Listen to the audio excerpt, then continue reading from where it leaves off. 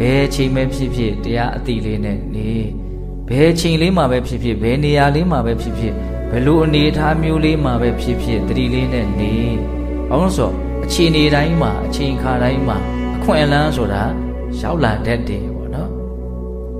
ရှင်အနန္ဒာယန္တာဖြစ်သွားတာဘယ်အနေအထားလေးမှာယန္တာဖြစ်သွားတယ်လို့ကြားဖို့တော့နော်တော့ဣရိယာပု၄ပါးလွတ်ပြီးတော့ယန္တာဖြစ်တယ်လို့ဒီလိုမှတ်တမ်းတင်ကြတာဟုတ်လားမနေ့ပြန်မှာတန်ခါနာတင်ပွဲကြီးကလည်းကျင်းပတော့မယ်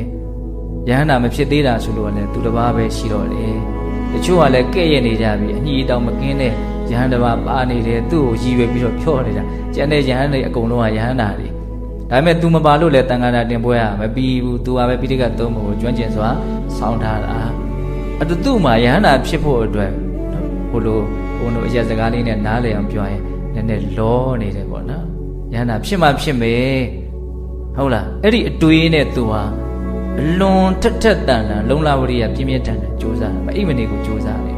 ဟုတ်လားအဲ့တော့ဝရိယနည်းနည်းလွန်နေတဲ့အတွက်ကြောင့်အခြေအနေအကြောင်းအရာအရရက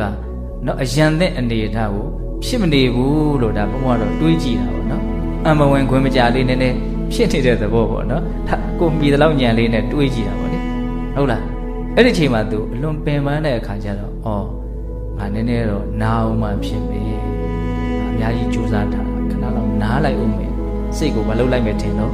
လျှော့လိုက်မယ်ပေါ့နော်တော့ခဏလောက်နားအောင်မယ်ဆိုတော့ညောင်ဆောင်ပေါ်မှာတင်မလွဲလေးထိုင်ပြီးတော့နော်ခေါင်းပေါ်မှာခေါင်းလှဲခေါင်းချဆိုလှဲလိုက်တဲ့ချိန်